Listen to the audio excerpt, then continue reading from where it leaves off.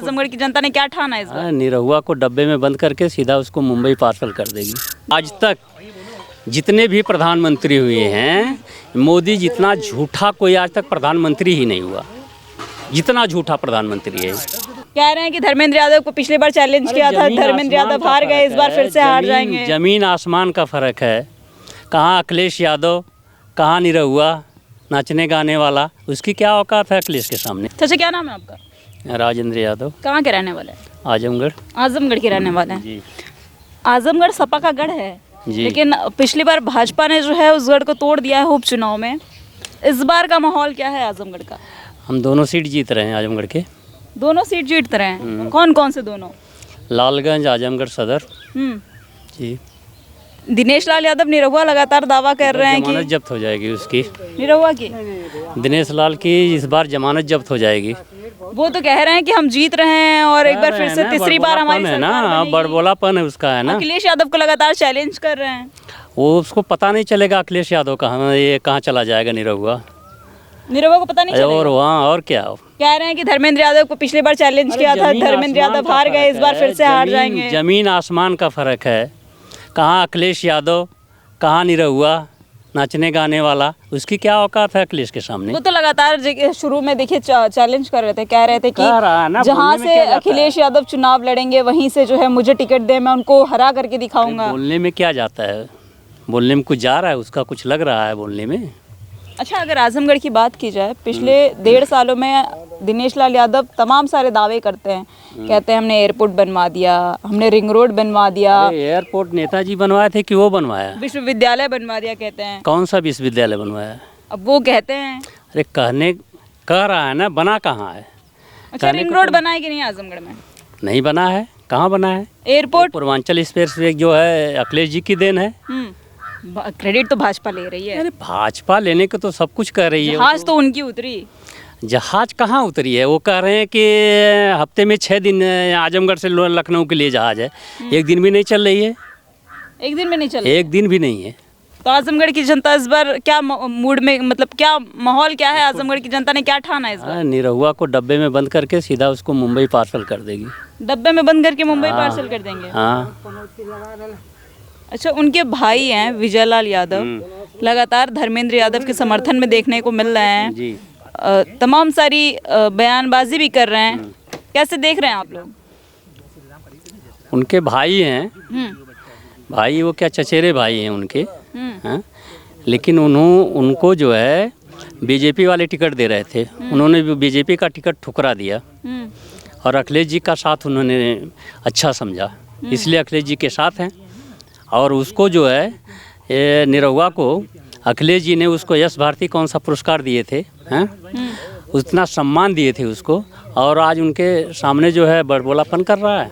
क्या औकात उसकी है? 400 पार के नारे लगा रही है भाजपा। अब 400 हार गई है। 400 हार? हाँ, 400 हार रहे हैं ये लोग। हम तो कुछ जगहों पर गए थे ग्रामीण क्षेत्रों में जब अपना सर्वे करने के लिए, तो लोग कह रहे थे 400 पार के नारे लगा रहे हैं तो 250-300 तो निकल ही जाएगा। आप कह रहे हैं 400 हार। 400 250-300 कैसे निकल जाएगी उसकी?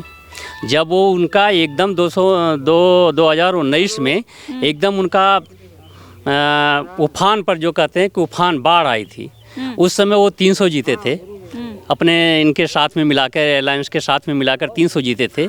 हैं? अब ये 400 पार कैसे जीत जाएंगे? जब बाढ़ का पानी खत्म होता है तो धीरे धीरे ढलान की तरफ जाता है। जब बाढ़ पानी खत्म हो गया, हाँ खत्म हो गया, अब ये धीरे धीरे जो है अपने एकदम निचले स्तर पर चले जाएंगे। निचले स्तर पर जा रही है बात। हाँ। फिर 400 पार के नारे क्यों लग रहे हैं? बोलने का मैं कहा ना, बोलने पर क्या जा रहा है? बोलने का तो कोई भी कुछ भी बोल दे रहा है। तो इंडिया अलायंस कितने पार? अब ये तो आजमगढ़ की मैं 2 सीट बता रहा हूँ। हमारे पूर्वांचल के पूछे तो मैं बता दे रहा हूँ।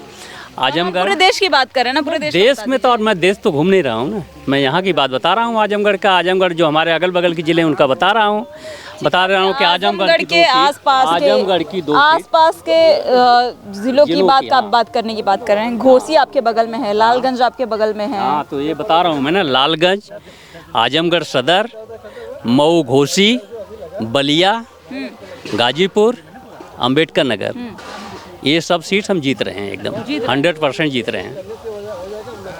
भाजपा जब सत्ता में आई थी, यानी उन्होंने जब अपनी सरकार बनाई थी देश में, उत्तर प्रदेश की भी बात कर ली जाए तो तमाम मैनिफेस्टो लेकर के उतरे थे। मैनिफेस्टो में तमाम सारे जो दावे थे, कई सारे वादे भी थे। उन वादों में से कितने वादे पूरे हुए? एक भी नहीं पूरा एक हुआ। बार फिर से जो है भाजपा का मैनिफेस्टो आया है, एक भी पूरा नहीं हुआ है, एक भी पूरा नहीं हुआ है। सब ये जुमलेबाजी है, बीजेपी की सब जुमलेबाजी है। और आज तक जितने भी प्रधानमंत्री हुए हैं, मोदी जितना झूठा कोई आज तक प्रधानमंत्री ही नहीं हुआ, जितना झूठा प्रधानमंत्री है। हमको सुन रहे हैं कि देश के साथ साथ विदेशों में नाम हो रहे हैं उनके। अरे पहले तो वो चाय बेचता था, अब देश बेच रहा है। देश कैसे बेच रहे हैं? अब क्या बचा क्या है? बिका क्या है? रेलवे बेच दिया, LIC बेच दिया, एयरपोर्ट दे दिया, बेच दिया, क्या बचा क्या है? कौन सी नौकरी बची है बताइए आप? अच्छा, राम मंदिर कौन बनवाया है? अरे राम मंदिर ये बनवाए हैं, क्रेडिट तो भाजपा वाले ही ले रहे हैं। भाजपा तो पूर्वांचल एक्सप्रेस वे का जो है प्लान अखिलेश यादव ने बनाया था, और कह रहे हैं कि हमने बनाया है, हमने जो है इसका वो किया है। हैं? अखिलेश की सरकार रही होती तो अखिलेश बनवाते उसको। बजट तो उनके सरकार में ज़मीन का एक्वायर उन्होंने किया था। अब जो है उद्घाटन करके जो है वो कर दिए। नेताजी बनवाए थे, नेताजी मुलायम सिंह जी जो है आजमगढ़ का एयरपोर्ट की पट्टी उन्होंने बनवाया था। अब ये करके कह रहे हैं कि हमने पास हुआ था ना, 25 साल पहले पास हुआ था ना। क्या पास हुआ था?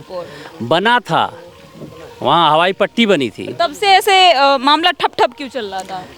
अरे भाई, ठप से केंद्र में हमारी सरकार नहीं थी, हैं? कांग्रेस की सरकार थी, तो पहले नेताजी का और कांग्रेस का मामला नहीं था। बाद में बीजेपी सरकार आ गई तो उन्होंने सब काम ठप कर दिया इनका। पहले कांग्रेस से गठबंधन नहीं था, अब तो आप लोगों ने कांग्रेस से गठबंधन कर लिया। समय का तकाजा होता है ना, समय समय पर कुछ भी बदलते रहता है ना। तो राहुल गांधी से अब उम्मीदें हैं आपको, क्योंकि आपके साथ ही हैं, मतलब समाजवादी पार्टी के साथ ही हैं। राहुल गांधी बहुत बढ़िया हैं। जैसे क्या अभी, क्योंकि आपने कहा कि केंद्र में उनकी सरकार थी तो काम जो है वो ठप चल रहा था। राहुल गांधी की कांग्रेस की सरकार थी। कांग्रेस की सरकार थी, नेताजी थे, नेताजी मुख्यमंत्री थे उस समय। नेताजी का और कांग्रेस का मामला नहीं चल रहा था, बच्चा समझ रहे हैं। और इसके बाद में जब कांग्रेस की सरकार गई तो बीजेपी की आ गई। बीजेपी ने 2012 में जब इनकी सरकार बनी अखिलेश जी की, 14 में बीजेपी की सरकार बन गई। तो बीजेपी की सरकार बन गई थी, इन्होंने इनके कामों पर सब रोक लगा दिया, कोई काम ही नहीं किया। मतलब पहले की सरकारों ने जो समाजवादी पार्टी के जो समाजवादी पार्टी का जो मैनिफेस्टो था, उनका जो प्लान था, उस पर पानी फेर दिया, सब रोक लगा दिया उन्होंने, पैसा नहीं दिया।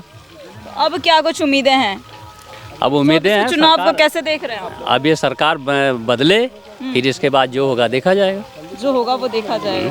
तो देखिए, आजमगढ़ से ये चाचा हैं और इन्होंने बताया कि आजमगढ़ की राजनीति पर तमाम सारे मुद्दों पर चर्चा हुई, क्योंकि एक तरफ जहां दिनेश लाल यादव भारतीय जनता पार्टी से हैं, वो तमाम सारे दावे कर रहे हैं, कह रहे हैं कि 1.5 साल में जो है हमने आजमगढ़ को चमका दिया। वहीं अगर समाजवादी पार्टी की बात की जाए तो समाजवादी पार्टी का गढ़ आजमगढ़ रहा है, और इस समय फिर से एक बार समाजवादी पार्टी से धर्मेंद्र यादव मैदान में उतारे गए हैं और उनको लेकर के तमाम सारे जो सियासी उठापटक हैं वो चल रहे हैं। ऐसे में कौन जीतेगा आजमगढ़ से, ये तो खैर देखने वाली बात होगी। 4 जून को जब काउंटिंग होगी उसके बाद पता चलेगा कि किसकी जीत किसकी हार होगी। लेकिन आपकी क्या राय है? आप अगर आजमगढ़ से हैं तो आप हमें कमेंट सेक्शन में कमेंट करके ज़रूर बताइएगा कि आप आजमगढ़ में सांसद के रूप में किसे देखना चाहते हैं।